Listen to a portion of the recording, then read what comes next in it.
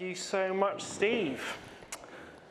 Thank you very much. And so for the first, but not the last, panel of this bit of the session, hello. As Steve mentioned, I'm Omar, editor of the Media Leader. And before we begin, I did promise I was going to keep to time, because they've been yelling in my ear about not keeping to time with Carolyn McCall before. But just a little speech. So the Media Leader is a trade media title covering advertising from the media lens. We're unashamedly passionate about media. But I do have a bugbear about the way trade media tends to write about business generally, where I call it treating business as sport instead of actually writing about business. Who's moving where, who are the star players, who's up, who's down. And I mention that because what we're going to talk about, well, the session title is called Building Successful Distribution and Monetization Partnerships. I'd like to rebrand it as the power of collaboration and actually working together. And my challenge, and I want to see if we can answer this question in a convincing way, and I want to see whether you guys are convinced, whether media owners, content creators, rights holders can actually work together effectively and do so for the long term. So that's what we're going to try to do. Hands up who thinks they can. That's a good start. Hands up who thinks they can't. Oh. A lot sitting on the fence. So you've got a job to convince them. Okay, so let me actually introduce, for those of you who can't read this very massive screen, we have Hannah Brown to my immediate left, co-CEO of women's sports at DAZN, Jonathan Lewis, Head of Commercial Innovation and Partners at Channel 4, and Richard Lewis, no relation, I have asked, Director of Partnerships at YouTube, UK and Ireland. So the first question for you, Richard, at the end. So we'll get into, as many of you will know, Channel 4, public service broadcaster in the UK, for a couple of years now has had this deal where you put lots of content on YouTube, which is really interesting, and we'll get into that in a second. But more broadly, you've talked about, you as in YouTube, have talked about this multi-format approach, as opposed to just multi-platform. Let's start by, what does that mean and why is it important? So our goal at YouTube is to create a really valuable third-party distribution platform for our partners, and that comes in a few different ways. You've got the audience. You know, we reach 98% of the UK population. You've then got the creativity side of it, and that's the multi-format piece. You've got anything from shorts. I don't know if anyone's heard about this platform called TikTok.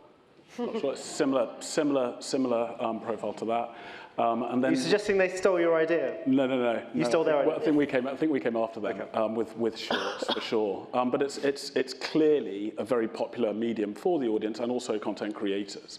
Then you've got VOD, you've got live, you've got pay-per-view, we've got our SVOD service, we just launched podcasts. So we've really got all of those different formats so that our partners can utilize them for each one of those strategic needs. And then finally, you've got revenue.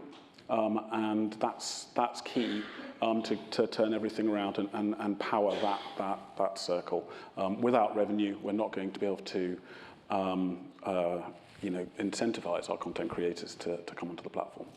So as you've been on that journey, what have you learned? What have you done differently? Well, the way we think about things is we're sort of a tailwind business. We saw external tailwinds towards short-form content, and then live is obviously very, very important to the likes of news and sports. So it's really about developing each one of those products and launching them with the data that we've got, and then also external data as well. So we're constantly learning, constantly on a journey here. And we've just done some pay-per-view events with DAZN. Hopefully Hannah can talk a little bit about that. And you know, there's a lot of optimization that we can do with things like that. Anything from discovery to better monetization. So. Yeah, because lots of broadcasters use YouTube in different ways in different markets. So immediately I think of BT Sport, now TNT Sport, putting the Champions League on YouTube for free. That's right. Talk about how that works in terms of pay-per-view. So DAZN, very interested in sports rights. We can talk about the Premier League in the UK this week if you want. I'm not sure you do. But in terms of boxing is a very big part of your content offer. I know you're women's sport, but just in general, why do pay-per-view things on YouTube? I mean, so taking a step back as a broadcaster, and when you acquire rights and the price you have to pay for them and the monetization model that is associated with that, There are certain rights. You mentioned the Premier League. It is a right that's been around, for a very long time. But with the incarnation of the Premier League in the 90s and the role that the Premier League played in growing a TV platform, namely Sky, and the bold step that Sky took in terms of exclusivity of Premier League rights and using back in the 90s there were 4 or 5 television channels. In fact, it might have been 3 or 4 when Sky first launched. And the proliferation of content and how it is distributed. Content at that time was, not ubiquitous, not much of it was produced, very small number of channels, expensive to produce, expensive to distribute. You had to, clearly put satellites up in the sky in order to make that happen. And so the business model around content development and monetization was very different to the world that we're in now, where the value of those premium rights are much better understood, therefore the margin is lower, people have got a much better idea on the price it is worth. And yet the ability to distribute content and reach an audience has never been easier. So now it's easy to produce and distribute content. Engaging that audience is incredibly difficult because there's so much competition for attention, right? And so when you wind forward to someone like DAZN entering the media market, within the last 10 years, so I think the business is about 6 or 7 years old now, and buying into rights where there's been an understood model. So using pay-per-view as an example, again, when pay-per-view boxing, first became a real thing, both clearly in the US and here in the UK as 2 very key markets for boxing. It was used as a way to acquire a customer, but because it was boxing, there's so little predictability around it, it was a pay-per-view event because goodness knows when the next fight was happening. So from a DAZN perspective, how we partner with the likes of YouTube, with the likes of kind of big broadcast platforms in the UK, with the OEMs, with the various platforms around, iOS, etc., how we distribute our app and content. We kind of want to play with everyone because it's in our interest, it's in the sport's interest to engage as many people as possible to make sure that we deliver good value back to the rights owner that we buy content from and fundamentally satisfy our objectives too. And so that's where I think the role of partnership has now become so much more mature, even for the big players over the last 10 years. The likes of Sky 10 years ago couldn't imagine having a great commercial relationship with the likes of Netflix, and now that's a relationship that works really well for both parties. Doesn't mean at times they'll step back and compete with each other around stuff. No doubt that will be the case. But the recognition that effective monetization and distribution is critical to make models work now when people are much more savvy around value is fundamental. But at what point, I assume this is on a revenue share basis, that you do this deal. At what point does that stop working for you? You mentioned your owned platforms. Is that not the long-term ambition for you to get everyone onto your owned platforms as opposed to doing a deal with a YouTube? And probably with my remit of why I'm here with women's football hat on versus a boxing hat is absolutely, DAZN's long-term objective, like most platforms, be it YouTube, Channel 4, DAZN, Sky, whoever you ask, absolutely the most valuable customer is one you have a direct relationship and is on your platform. But how you think about marketing, co-populating data when actually there's value in extended reach. With women's football, there's a big challenge around the game because it's the same rules, it's the same pitches, it's the same number of players, it's the same clubs in lots of instances, it looks the same as the men's game, but it's evolving in a very, very different competitive landscape. And so from a women's football point of view, we entered the rights market in women's football 2 years ago, and we simply wouldn't have acquired global Champions League rights, women's Champions League rights, if we hadn't partnered with YouTube. At that time, DAZN did not have a global platform. It didn't have a way of distributing that content, and YouTube had been a fundamental partner. As we evolve our relationship, we're growing up as a business. Our distribution and brand awareness is growing. In certain markets, we're working on what our global brand growth piece is. Our relationship with YouTube is evolving. It's still a very important one. We still put live content onto the platform. But actually, when we look at the consumption of our content on our channel, which is now the biggest women's sport channel globally, not just in football, but half that audience engagement comes from live and half comes from non-live. So it gives us a really big opportunity to use YouTube and all the things it does well as a really valuable marketing funnel as we evolve our own business and what we expect of ourselves. Okay. Jonathan Lewis from Channel 4, so you have a very different sort of deal with YouTube. So lots of your content, I mean, how much of it is it? It's not all of your content, is it? No, it's a subset. I suppose, yeah, my job is really to take experiments at Channel 4. So we, about 18 months ago, in partnership with Richard, decided to start uploading long-form, full-length episodes on YouTube, which was quite a radical step. And did people? I mean, you can imagine conversations in other areas. I mean, this must sound quite strange. There was lots of you nuts. There was lots of disdain from some of my friends and other broadcasters in the UK. But we truly believed that there was a fresh new audience on YouTube that we weren't necessarily attracting on our owned and operated platform. And to pick up on your point, we don't actually see audience migration from YouTube to Channel 4 streaming. We very much accept that those audiences, I mean, sometimes they move, but the core principle wasn't to go and direct audiences back to Channel 4 streaming. The core principle was to on-ramp young audiences and also diversify revenues. And they were the core things. So we have a subset of Channel 4 streaming on YouTube. So it's not all of our content, but it's the content that's probably younger skewing. And it was a proper risk, right? But if you're not on the platform and understanding how audiences work on that platform, then you're never going to know. So we took that risk in May last year. We've got about 1,500 hours and counting. It's got ticking up at the moment. We're now sort of moving into double-digit millions in terms of views on a monthly basis, which is really encouraging. It's taken us a long time to get there. It's not been easy, and we've learned a ton. Why hasn't it been easy? Well, because audiences work differently on YouTube versus how... Be nice. They just work differently on YouTube to how they work on our streaming platform. Also, remember, we've got a linear channel that then drives audiences to our streaming platform.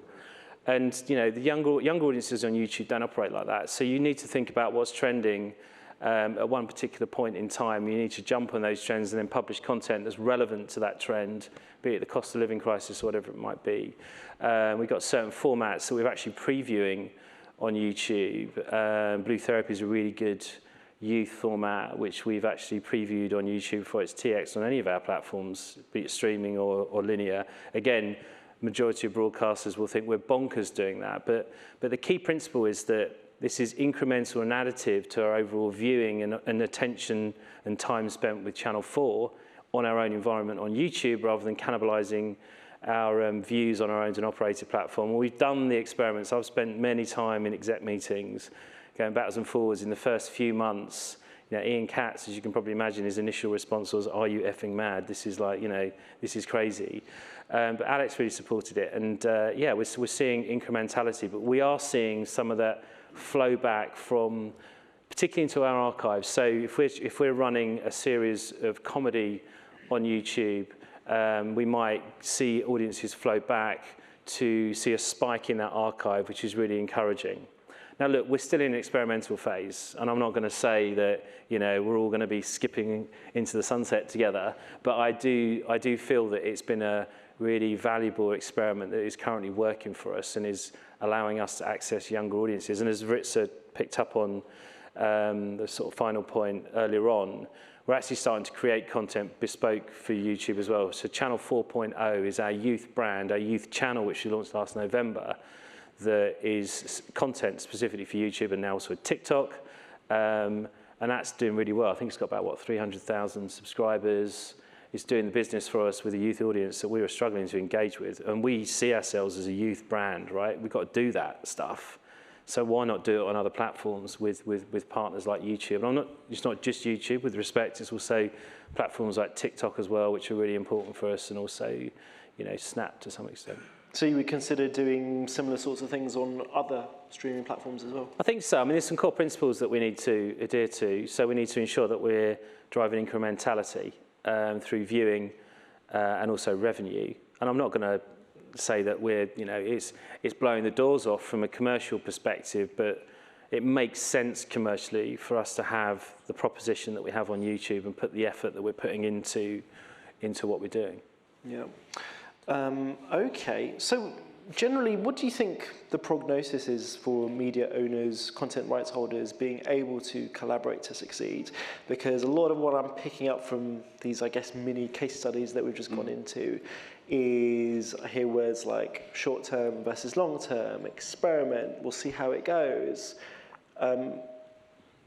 How do you sell this in internally? I mean, Jonathan, you've talked a bit about this already, but how do you, everyone's so short-term focused. This has been a big theme of this conference, short-term versus long-term. How do you actually sell this in internally, saying this is the right thing to do for the long-term, and how do you evaluate that internally? Hannah? So from a women's football perspective, you know, there is a challenge, right? There's a huge opportunity that all the right kind of brands, it's the right sport, it's global, it's Europe, it's US, it's LATAM, it's North Africa, like it's all the lots of great ingredients for long-term growth. And everyone gets super overexcited because we had a great Euros, especially sat here in the UK. The World Cup was unprecedented success. You know, we'd turn up to Wembley and there's 70,000 people last week at the Holland game. Like, there's lots of really encouraging progress, and clubs like Arsenal are showing that, you know, if you work hard and you actually don't put a ceiling on your expectations, you can achieve a lot. And Arsenal, I think, under Juliette Slot, are making huge progress from that perspective and setting the standard here with the WSL. Again, the US domestic league has seen some great progress in terms of the commitment made by four broadcasters there, third domestic game. But there is still a big fundamental problem because fundamentally, women's football needs to sit in free. And that is because there is no hard evidence yet, and we've tested it with domestic Spanish league rights in Spain. Sky have done the same here with the WSL rights. When you put good content in front of a good audience, they watch it. What they're not doing is seeking it out, and when you put a paywall in front of it, a very small number would make a direct pay choice. So we've done that in Spain. Some do pay for it, but not enough to underwrite long-term growth in the rights fee. It's just simply not big enough. So there is a period of time where we've got to think about how we develop this audience in this new competitive landscape to the one that the men's game grew up in the 90s and connect content with an audience in a first-party way, and how you think about marketing that and driving broad awareness. And some of that marketing will be, we put that content in front of a traditional audience because, by the way, women's football fans are not women. It is still predominantly male, albeit it is more female and it is younger. But, you know, there are fantastic supporters of the game that are male and in an older demographic, and they're as welcome to watch the game and enjoy it and take their families and support their kids as 12-year-old girls that historically haven't watched football. And so, you reminds me of what's happened with cricket and rugby in the UK, where they went behind cable TV, Sky, and, you know, they've taken a lot of money to do that, but it's a much smaller audience. So if you're talking about women's football, you're talking about growing audience, then you would have to do it on free to air, whether that's linear or... Yeah, and how you... And like, from our perspective, as a digital-first broadcaster with absolutely linear channels and linear availability through the various platforms, and that could be from channels on YouTube through to relationships with Virgin or Sky or whoever it is, or the OEMs.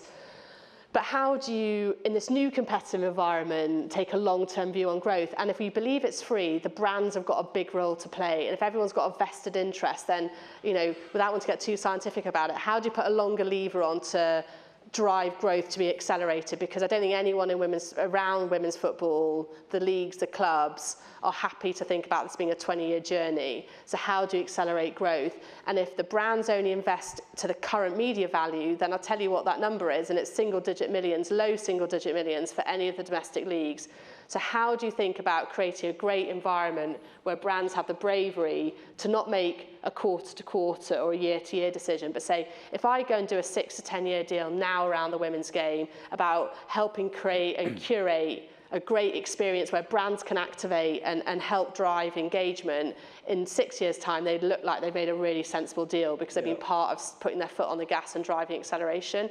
And that requires us as broadcasters and people that license rights to create the right environment that those brands can come and work with us to say, how are we going to step on the gas and do that fast? What we can't do it is on our own. The clubs can't do it on their own. The leagues can't do it on their own. But everyone's got to pull together, because if the clubs aren't pulling their finger out around match day experience, then, like, what are we all selling? Because you put it on the telly and there's no one there. I mean, like, that's not an event you want to watch. You want to tune into the World Cup. You're like, might not be a women's football fan, but I turn on the telly and this thing looks great. And that's where we've got to get everyone pulling together. And that's why in women's football, if we don't collaborate, we won't succeed. So Richard, so we've talked a lot about what they're currently doing, Channel 4 and DAZN. Yeah. How do you, frankly, keep them there for the long term if that's what you want to do? How do you, what learnings do you have that you could apply to, so for example, I've been to YouTube events in the UK where you've got these content creator specific events and you've got all this amazing advice and tools going forward for individual YouTubers, influencers. What about a publisher, a broadcaster, kind of what more can you do to give them insight into Channel 4, how they can better reach the audiences they're trying to? Yeah, so I think that's absolutely key for us. Transparency is one of our MOs. So we give them a huge amount of data to help optimize their distribution, understand how they're monetizing the audience, understanding their view-through rates, what's working, what's not working, why it isn't working, and then we have teams to help them distribute that or understand it. There's so much. We're just at the beginning of this journey. I mean, we're just talking about UK. We can talk global. We're just talking about female sport. There's so many other things that we can talk about with these partners as well. We've just launched podcasts. We haven't even experimented with podcasts with these guys yet. So that for me indicates we're just at the beginning of this journey. John spoke. This is not my brother. We look similar. Same. But he spoke that he's just sort of dipping the toe in the water at the moment. They've got so much content. They've got this rich archive of stuff. And we've got a huge pedigree in amplifying archive. Documentaries, look at Little Box documentary channels.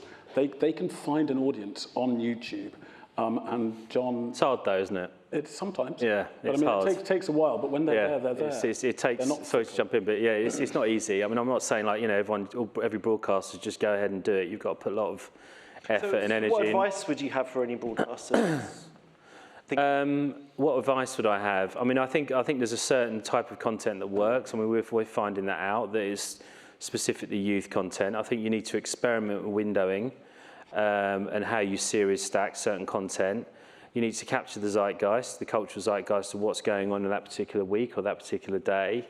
It's not just about chucking it all up there and expecting the algorithm to work for you, because it doesn't work like that. And also, we've had umpteen conversations. Sorry to interrupt. Surely he's letting you into how the algorithm works. Yeah, right. Yeah. That unfortunately doesn't happen. I think we actually, and also because we've been sort of like leading the way on the long-form journey, it's quite hard to talk to anyone else globally that's doing it. I don't think there's anyone doing it globally, with maybe an exception in Brazil or something. No. So I might be wrong. There's a few. We can introduce. But it's quite hard to find your way. But it's been, look, I think you've got to take a few risks and go in and experiment basically. And you've got to constantly be in that mode of, being able to course correct and pivot, which takes quite a lot of energy, which is something that's important to say, I think. Yeah. So what advice would you have to close in terms of selling in the collaboration piece? Our audience wasn't very convinced at the start of this. Is anyone more convinced? Who thinks that the prognosis is good for media owners and rights holders being able to collaborate? They have to do that. Maybe some investors interested in it. There's zero response, I think, wasn't it? Yeah. You had to look.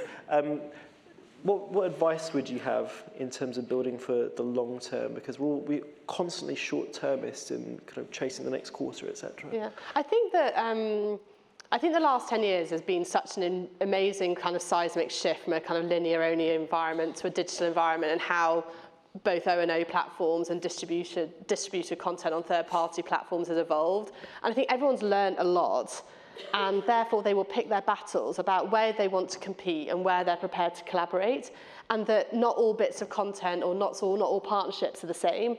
And so, and I'm using women's football as an example because that's what I'm working on now, but thinking about what the competitive landscape is for women's football to succeed, and the role that collaboration has to play in its success makes it a kind of a no-brainer for us to think about how we, Channel 4 come to distributing content with a big linear business and an O&O business that is well understood here in the United Kingdom, and I'm sure you've got an international business as well to some extent, but the United Kingdom, I'm sure, being the bedrock of that. Like, they've been testing content, about how it extends their audience. We're a young broadcaster, so the likes of YouTube and other platforms having a role to broaden our marketing funnel and educate an audience, and then think about what is our differentiator product on platform, that there's a decent enough audience out there, they want to come and engage with that, as I say, using women's football as a specific example. And so I just think, everyone has to look at what the competitive landscape is around the thing that they're doing and not just apply a broad brush to all properties or all environments, because that competition and that value relationship looks very different if you're talking about the Premier League versus you're talking about women's football. Same game, totally different environment. Yeah. John? Yeah, I agree. I think it's not cookie cutter, it's bespoke relationships, constant sort of testing and learning, and, building that trust. And I think that's the thing, that's the other thing. When everyone talks about collaboration, it's really hard to do from experience, really hard. And a lot of it's down to personalities and how you trust each other to say that they're going to do what they say they're going to do on both sides of the equation. And fundamentally, that takes time. And one of the things when we kicked off our experiments with YouTube, we set out kind of the rules of engagement very clearly to our exec in terms of how we felt this would go. And this was, potentially in it for the long haul, but we might not be. And all of that, and that's really important, is setting out those sort of expectations up front in terms of how you can operate. I think it's really Can I just add one tiny thing to that? I think if we were sat representing private equity houses or VCs or angel investors, the parameters we have around risk and reward and success are just so different. You'd be taking at least a 5-year view, you'd have a portfolio effect, you accept that you win some, you accept that you lose some, and that you realise that there's a dip and a curve you have to go through to get these outsized returns. And I think it's how, your role at Channel 4 is an example of that, what we're doing in women's football is an example of that. Is there a group of people that are prepared to push the status quo and try and do something that is a bit different, knowing that there's a long-term success? And there's a risk that we don't succeed, and I'm not in this job in 12 months' time, and I have to be comfortable with that. Well, that's what I'm getting at, totally particularly in an environment where interest rates have been going up. People, the debt ain't cheap anymore. People want returns now. It's a very different macro environment to how it was when you started this journey. So, question to you, Richard will have the last word, but question to you on this: when, hypothetically, at what point will this deal with YouTube stop being good for you and you consider not doing it anymore? Well, it could be next month, it could be next year. I mean, constantly assessing it and analysing it. I don't think the market conditions change anything. In fact, the market conditions embolden us to take more risks and do more things that enable us to drive and diversify our revenue base. So I think that's just galvanised our business to go and do more of this stuff and take greater risks, because we need to progress and grow. So yeah, I don't think it's a flip the other way, really. Yeah, I think final word from you, Richard, on this, and just to say, it isn't just YouTube, but we've we discussed before Paramount and TikTok doing deals, and some Mean Girls on TikTok recently. Lots of interesting things are happening with content and streaming platforms. There's a person called Ben Cooper, the old controller of Radio 1, and he came up with a phrase which is "fish where the fish are." And I think that is fundamental to distribution and monetisation, as long as it's incremental. And John's been very brave, and Channel 4 have been very brave to prove that it's incremental for both their revenue and their viewership. And I think, I'd encourage the industry to do the same thing and bring advertisers along on that journey. Platforms have undeniable reach and hugely engaged audiences, and we're here to try and drive that for our content partners, whatever their strategic needs are. Great. Thank you very much.